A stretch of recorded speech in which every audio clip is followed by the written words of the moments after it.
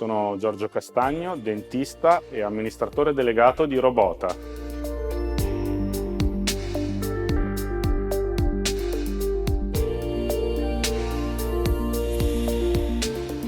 Il processo di sterilizzazione espone gli assistenti a un elevato rischio biologico e a un elevato rischio chimico perché gli strumenti escono dalla procedura medica fortemente infettati.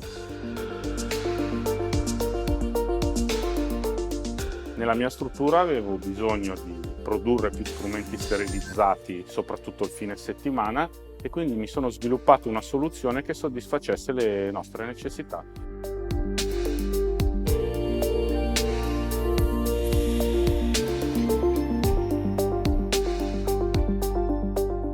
Robota è il primo sistema automatizzato di sterilizzazione per lo strumentario chirurgico al mondo.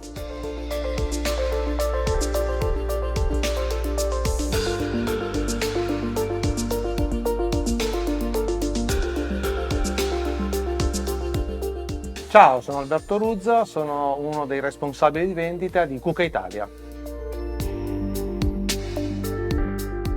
Bene, la mia prima impressione è stata: questo è un pazzo, è un folle, ma anch'io.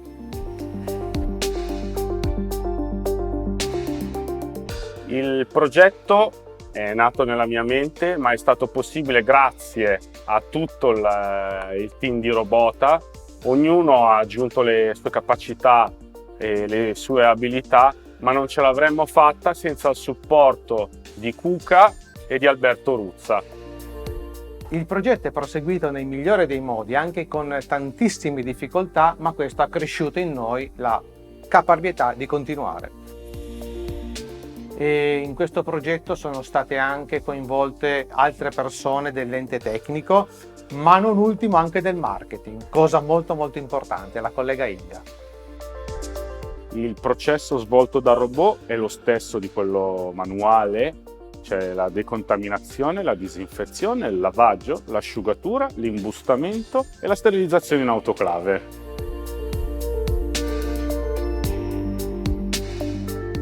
Un robot ci mette il 17% del tempo in meno rispetto a una persona perché il processo è razionalizzato e standardizzato.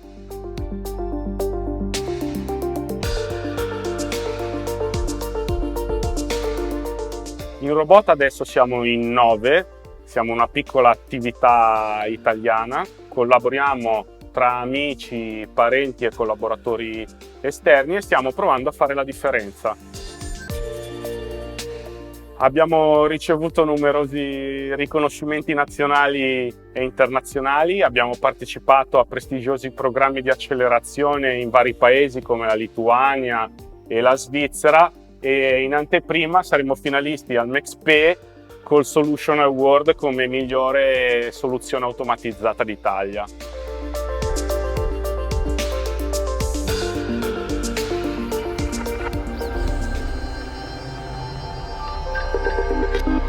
Industrial intelligence.